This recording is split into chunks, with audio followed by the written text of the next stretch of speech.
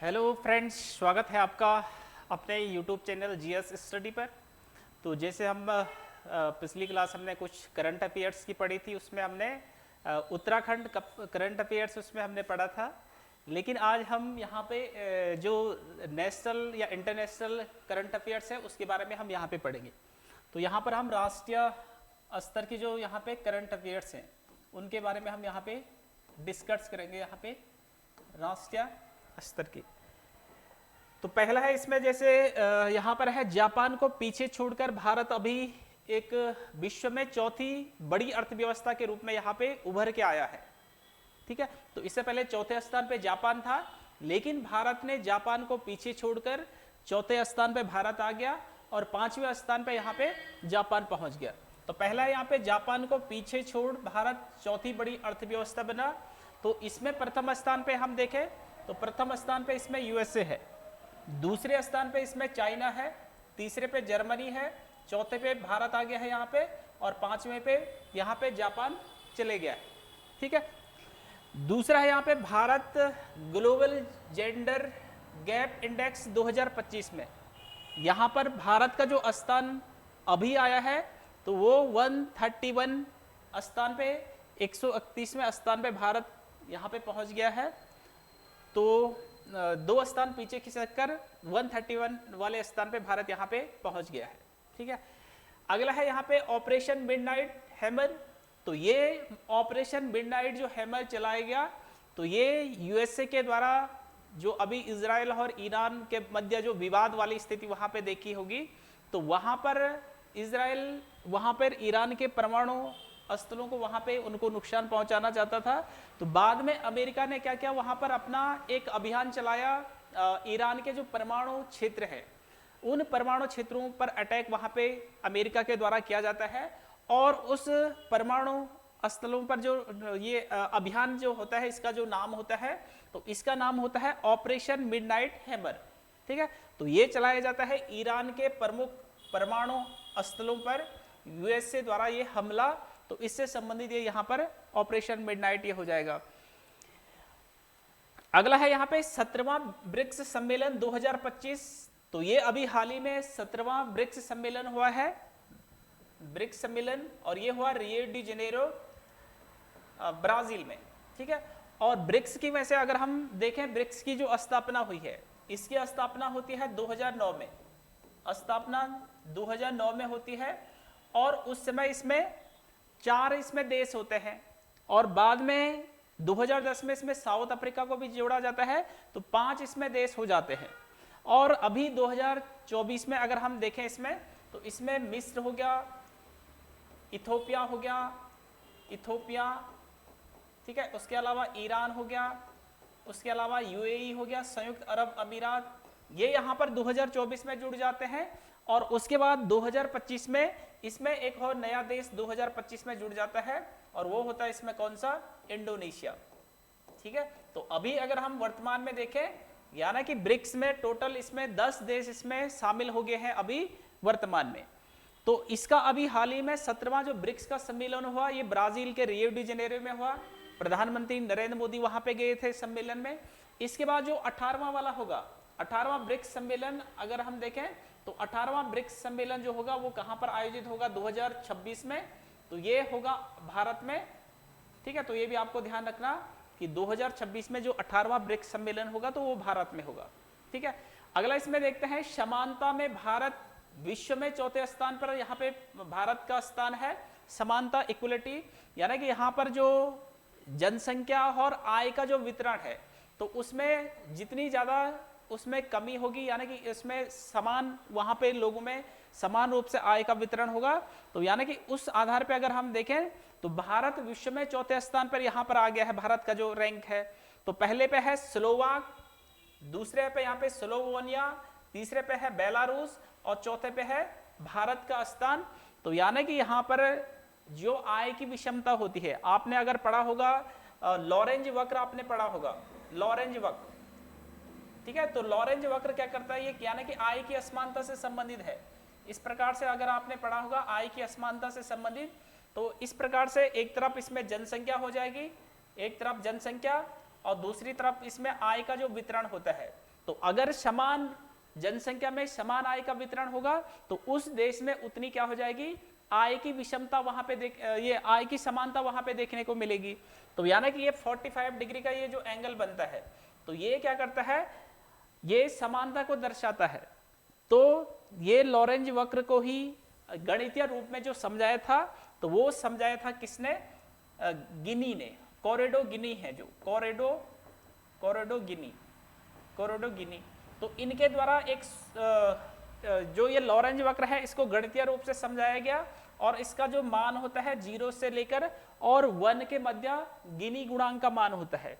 तो अगर यहाँ पर समान रूप से वितरण, आय का वितरण समान जनसंख्या में हो रहा होगा, तो वहां पर जो इसका गणितीय मान आएगा वो 0 आ जाएगा।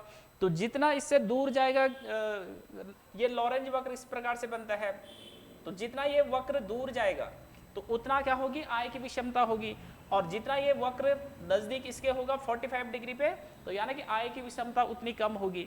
और अगर ये यहाँ तक पहुँचता है तो यानी कि यहाँ पर कितना हो जाएगा, जो इसकी वैल्यू आ जाएगी वो 1 के बराबर आएगी, और अगर इस 45 डिग्री के एंगल पे होगी तो 0 मान होगा। तो यानी कि गिनी गुणांक का जो मान होता है तो वो 0 और 1 के मध्य होता है। तो इस आधार पे अगर भारत समानता में देखे, आय की समानता जो अलग अलग जनसंख्या में वहां पे बढ़ रही है, तो उसमें चौथे स्थान पे भारत का स्थान है। और यहाँ पर सूचकांक अगर देखें तो सूचकांक जो भारत का गिनी सूचकांक है तो वो 25.5 है, ठीक है। और गिनी गुणांक का मान 0 से 1 के मध्य होता है, लेकिन ये सूचकांक का मान है, ठीक है। तो 1912 में कोरेडो गिनी ने ये कॉन्सेप्ट यहाँ पे दिया था, जो लॉरेंज वक्र है उसी को गणितीय रूप से समझाने के लिए, ठीक है। तो इसमें आपने देखना कि समानता में भारत विश्व में चौथे स्थान पर है। अगला इसमें देखते हैं हम एसडीजी जो गोल्स है, सतत विकास रैंक, एसडीजी रैंकिंग में अगर भारत की बात करें 2025 में, तो भारत शीर्ष 100 देशों में शामिल हो गया है। यानी कि टोटल 193 देशों में से अगर भारत की रैंक देखें तो भारत का विश्व में यानी कि 100 से कम, यानी कि भारत का जो रैंक है वो 99वें स्थान पे भारत पहुंच गया है, ठीक है। तो ये आपको ध्यान रखना है कि एसडीजी गोल्स में पहली बार भारत 100 शीर्ष देशों में शामिल हुआ है, तो 99वें स्थान भारत का मिला है।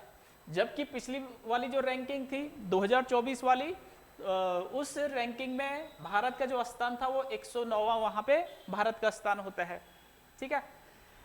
अगला इसमें है 26 जून 2025 को शुभांशु शुक्ला ने अंतरराष्ट्रीय अंतरिक्ष स्टेशन के लिए उड़ान भरी। तो अभी हाल ही में अंतरिक्ष जो अंतरराष्ट्रीय अंतरिक्ष स्टेशन है वहां पर भारत की ओर से जो जाने वाले व्यक्ति हैं उनका नाम है शुभांशु शुक्ला, और ये क्या है 1984 में अगर हम देखें भारत से सर्वप्रथम अंतरिक्ष में जो जाने वाले व्यक्ति हैं उनका नाम है राकेश शर्मा, और ये रूसी अंतरिक्ष यान के द्वारा अंतरिक्ष में पहुंचते हैं। तो राकेश शर्मा पहले व्यक्ति है भारत से अंतरिक्ष में जाने वाले जो रूस की मदद से या रूसी अंतरिक्ष यान की मदद से अंतरिक्ष में पहुंचे थे 1984 में। और उसके बाद शुभांशु शुक्ला क्या हो जाएंगे, तो ये भारत के दूसरे व्यक्ति हो जाएंगे जो अंतरराष्ट्रीय अंतरिक्ष स्टेशन में गए हैं। और ये किसकी सहायता से, या कौन सा मिशन था, तो उस मिशन का नाम था एक्सियोम 4 मिशन, ठीक है। तो यूएसए से या यूएसए में एक्सियोम 4 मिशन वहां से जाता है, और इसी मिशन के माध्यम से अंतरिक्ष में पहुंचते हैं शुभांशु शुक्ला, ठीक है। तो 26 जून को ये गए हैं, और वापिस जो आए हैं तो वापिस ये आते हैं 15 जुलाई 2025 को इनकी वापसी यहाँ पे होती है। तो लगभग 20 दिन का टाइम लगता है, लेकिन अंतरिक्ष में लगभग 18 दिन वो वहाँ पर रहे हैं शुभांशु शुक्ला। इनके साथ अन्य जो गए थे वहाँ पे 4 और लोग, ठीक है, 4 लोग ये टोटल, ठीक है। बाकी यहाँ पर छात्रों को भी इन्होंने संबोधित किया है शुभांशु शुक्ला ने। और इस स्टेशन इस रेडियो का नाम अगर हम देखें तो हैम रेडियो, तो हैम रेडियो के माध्यम से शुभांशु शुक्ला ने छात्रों को भी वहां से संबोधित किया या उनसे बातचीत की है। तो उस रेडियो का नाम अगर पूछा जाएगा तो वो है हैम रेडियो, ठीक है। इसके अलावा वहाँ पे अलग अलग प्रयोग एक्सपेरिमेंट वगैरह ये शुभांशु शुक्ला करते हैं, और लगभग जो सभी 7 प्रयोग थे इन्होंने सफलतापूर्वक वहाँ पे अपने पूरे किए हैं शुभांशु शुक्ला के द्वारा, ठीक है। तो ये इसके बारे में ये पढ़ना।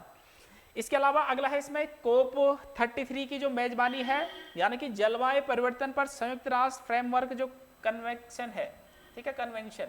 तो इसका जो 33वां 33वां जो सम्मेलन होगा, तो ये कोप 33 के नाम से जिसे जाना जाता है, तो ये कहां पर आयोजित होगा, तो ये भारत में आयोजित होगा। तो पूछा जाएगा कि कोप 33 की बैठक या सम्मेलन कहां पर होगा 2028 में, तो भारत में ये आयोजित होगा, ठीक है। इसके अलावा यहाँ पर अभी हाल ही में आपने देखा होगा कि राष्ट्रपति द्रौपदी मुर्मू के द्वारा राज्यसभा के लिए 4 सदस्यों को यहाँ पे नॉमिनेट किया जाता है।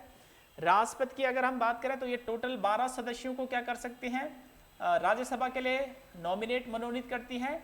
लेकिन अभी हाल ही में 4 सदस्यों को यहाँ पर राज्यसभा के लिए नॉमिनेट किया गया था राष्ट्रपति द्रौपदी मुर्मू के द्वारा। तो ये कौन कौन से थे, तो पहला है यहाँ पे उज्ज्वल निकम, ठीक है, ये अधिवक्ता है और ये पूर्व में जो कशाप को फांसी तक पहुंचाने में, तो उसमें ये मुख्य यहाँ पे वकील के रूप में या अधिवक्ता के रूप में इनको जाना जाता है। तो उज्ज्वल निकम, ठीक है, महाराष्ट्र क्षेत्र के। दूसरा है यहाँ पे सदानंदन, तो ये क्या है, ये सामाजिक कार्यकर्ता है। इसके अलावा यहाँ पे हर्षवर्धन श्रृंगला, तो ये क्या है, पूर्व विदेश सचिव रह चुके हैं। और इसके अलावा मीनाक्षी जैन, तो ये इतिहासकार।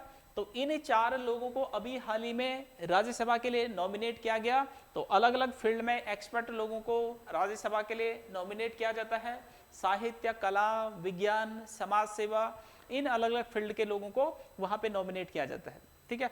अगला है यहाँ पे 2027 का भारत का जो मानव अंतरिक्ष मिशन है, ठीक है, तो ये गगनयान योजना। तो पूछा जाएगा कि गगनयान अंतरिक्ष मिशन योजना भारत की कब के लिए होगी, तो यानी कि 2027 में भारत का गगनयान मानव अंतरिक्ष मिशन प्रस्तावित है। तो ये यानी कि प्रस्तावित है 2027 के लिए, ठीक है, प्रस्तावित। इसके अलावा अगला अगर हम देखें तो यहाँ पर अभी हाल ही में प्रधानमंत्री धन धान्य कृषि योजना, ये योजना आपने सुनी होगी, जो इस बार का जो बजट था उसमें इसका जिक्र किया गया था कि 100 जिलों में इस प्रधानमंत्री धन धान्य कृषि योजना को लागू किया जाएगा। तो अभी हाल ही में कैबिनेट की मंजूरी इसे प्राप्त हो चुकी है, प्रधानमंत्री धन धान्य कृषि योजना को, और ये यानी कि 100 जिलों में ये लागू होगी, ठीक है। तो आज के ये कुछ महत्वपूर्ण करंट अफेयर्स थे। तो उम्मीद है आपको ये वीडियो पसंद आई होगी। तो मिलते हैं नेक्स्ट वीडियो में, तब तक के लिए बाय बाय।